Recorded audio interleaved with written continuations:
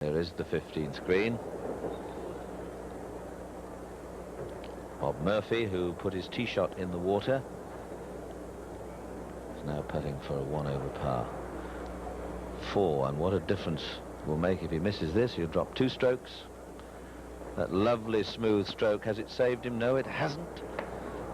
A good stroke again, very smooth. The rhythm is there, but it wasn't the putter that caused him trouble there. It was a wayward tee shot that found the water, and so that will certainly be 2 strokes dropped by Bob Murphy, and he will go back to at least just 3 under par, and that will be 5 strokes behind Larry Nelson. Bob Eastwood, he was over the green, and he's got it back and struggling to save his par 3.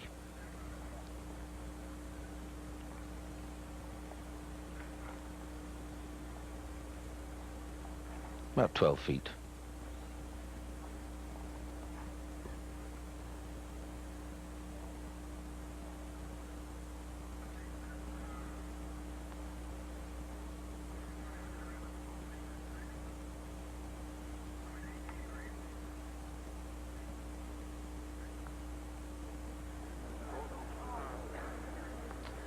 No, he was up on that a bit early, and perhaps the pressure beginning to get to Bob Eastwood. Quickly back up to the 17th, and Nicklaus, having discarded that trusty old putter of his that has served him so well for many years, he's giving that a rest. And now then, will this new one do the job for him? This for a par 3, this to remain 1 under.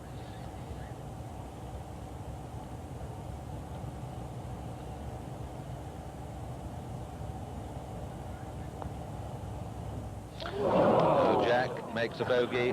Bob Eastwood behind him made a bogey, and that's a 3-putt for Jack, and he will be having his own little quiet thoughts on that. Murphy for his double bogey, and so Larry Nelson, going quietly about his business, finds himself with a 4-stroke lead.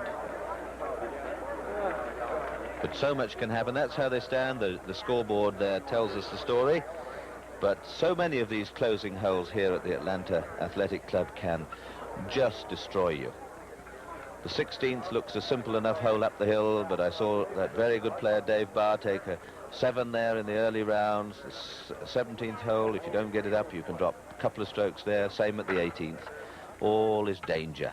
This is the 16th. The elevated green.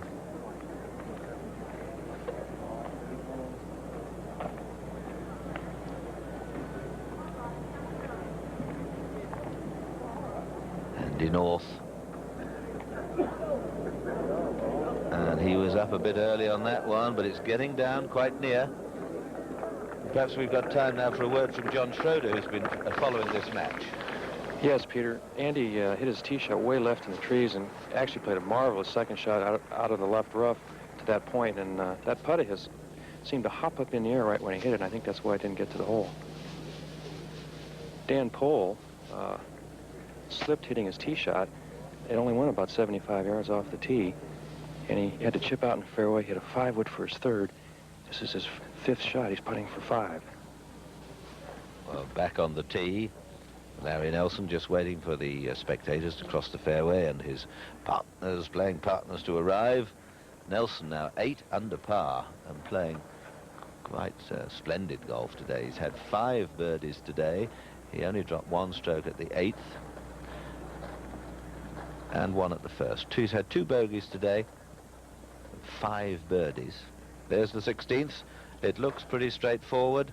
The green just up at the end there, just a little bit of a turn to the right at the end. Trees, the overhanging trees, halfway up the fairway on the right. So ideally, you want to be center or just left of center, and then a shot up to the green. Fuzzy Zeller, playing with Tom Kite and Jerry Pate. Back to Nelson. Just watch this easy swing. Hits it very smoothly. No great power, seemingly.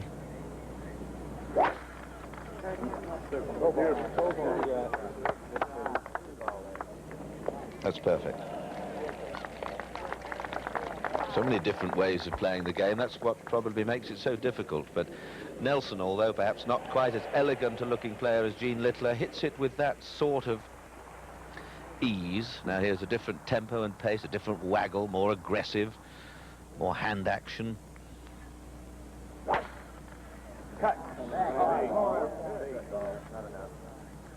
And he's overdone it. He's overdone it behind the trees and near that bunker. Greg Norman now at the 18th. Greg Norman, the young Australian, putting for a par. He got a 2 at the 17th. He's 3 under for the championship, 3 under today. This for a round of 67.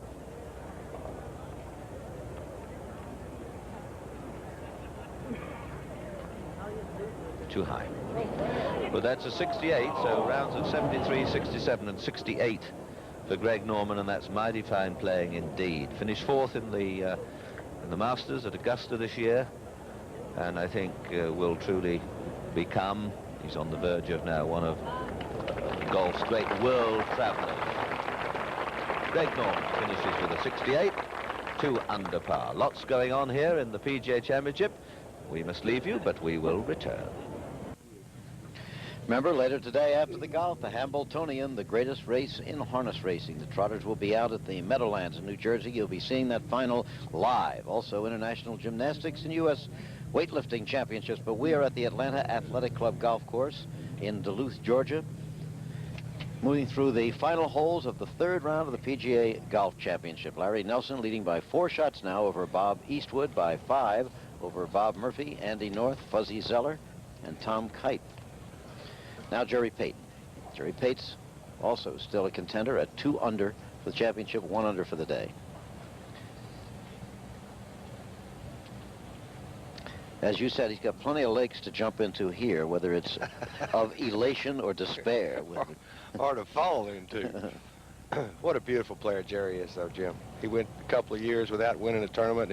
He finished 2nd about 8 or 10 times, and finally couldn't stand it when he won at Memphis. Pate on the 17th hole.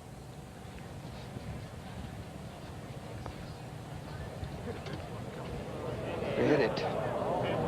By the way, the brown you see are not bare spots. The grass is just tan in color, but still good to putt on. Now Larry Nelson on 16. Rossi, about how long a shot does he have there? About 150 yards, David. See the many divot marks there from other players today. It's going right at it again. Yes, I would say so. Beautiful. My goodness, he is really, as they say, throwing darts up there today, isn't he? Now Tom Kite, who's trying to get back into the thick of things, he's now, well, he's gotten a birdie. He's 3 under. Hit it. Now Bob Murphy. Ooh, that's down, isn't it? Not as bad as it can get. If you can even see the ball here, you've lucked out. That ball's going to the left. Very hard to curve the ball out of the rough, even though Murph can cut it as good as anybody. How bad was the lie, Bob? It wasn't bad for being in the rough, but again, it's very hard to curve it out of there. He's on that rough that you see on the golfer's left of the green, right over there, right now. And it does not appear we're going to have any thunderstorms today. Tom Kite made his par to remain at 3 under. Now Bob Eastwood. Oh, that's everybody's favorite lie. He's hooked it. He's over the top of it again and into the tree. My goodness. Boy, it's left for Bob Eastwood on the back 9 today. Rossi, is he swinging a little faster than he was in the beginning of the round? Is that why he's doing that, or what do you think? Well, he's swinging awful fast, David, and it just doesn't give you time to get your legs into the shot as fast as he's going at it. Your body comes over your upper body comes over the top of the ball, and everything's got to go left. By the way, there's been quite a few good rounds today. As you look at the leaderboard again, Aoki at 66, Joe Inman 67, Don Fooley 69, Mark Hayes 68, Irwin is 68, Keith Fergus 69, Greg Norman 68, you saw. Barry Jekyll had a 69, Ed Fiore, who won the Western Open, 67, Rod Curl 69. So We expected more good scores today because of the fact that the greens are holding, although the course is certainly playing long. Now Nicklaus on 18, remember, across the water on this 463-yard par 4. Look from overhead. But if you had a long iron into a green over water with the flag in the back right, this may be the man you'd want to hit the shot for you. In case you didn't want to hit it yourself, Jim. Jack, even par for the championship. 1 over on today's round. Very nice. That's the right club. It might be a 2. Oh, is that nice? Yes, indeed. So he'll have that putt for a possible birdie to keep his hopes up for tomorrow. 16th, Bob Eastwood's third shot, and what an awkward one. Off that slope out of the heavy grass, and he's played it well. Well, you could give him another 6 goes and he might not do any better than that. That was a good shot after pulling his tee shot, pulling his second. He's there for 3. Bob Eastwood in second place at the moment, but obviously struggling. 4 under par. Tied with, now with Fuzzy Zeller, who, well, Fuzzy's played some superb golf today. There he is at 4 under par. Started the day 2 under, got to 4 under after 7 holes. Today, and then dropped 2 strokes at the 8th, but recovered very quickly. And is now 4. And there's the view of the 18th, and round the corner and over the bridge goes the defending champion, Jack Nicklaus.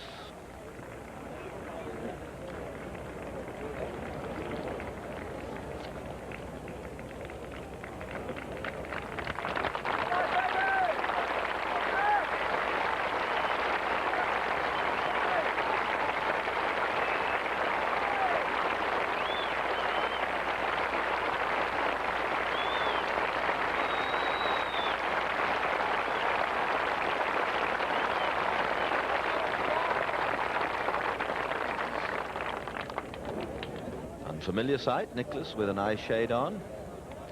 Well, tennis, they say, is his own second personal love. Now Nelson for a 3 at the 16th. This to go 9 under par.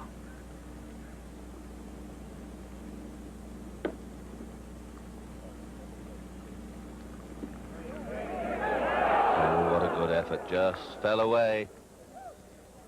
Just tailed off at the death.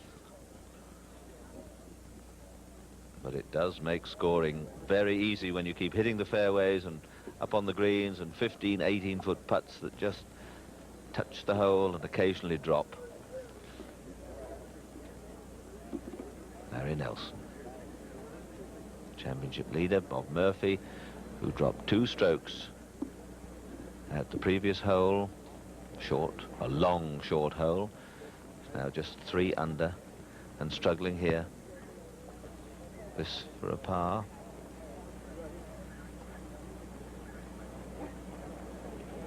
And again, just falls away. So he goes to 2 under. And it's quite amazing in this game of golf how things can change so dramatically when you're going along feeling confident. Suddenly, bunker, water, a 3-putt, a poor lie. Bob Eastwood. What an important putt it is for him, because he's still got a couple of very difficult holes to play. He's been struggling, as Bob Rosberg and Dave Meyer were remarking. His tempo has quickened. It's taken a lot out of him to keep going in this very high company. Now, if you can just hold this will be but for a par. But it would just sort of steady him down a bit and leave him at 4 under. But if he misses it, it sort of knocks a bit of the steam out of you. Particularly when you're faced with 2 such difficult holes as the 17th and 18th. He might have learned something from Larry Nelson's putt. He needs to hit this just at the right edge of the hole. Again, depending on speed, but if he aims it straight, he won't hold it. And he hit it too hard on the top side, and look at that, it's still not dead. That would have gone in if it had been just right of center, but he was too bold for that line.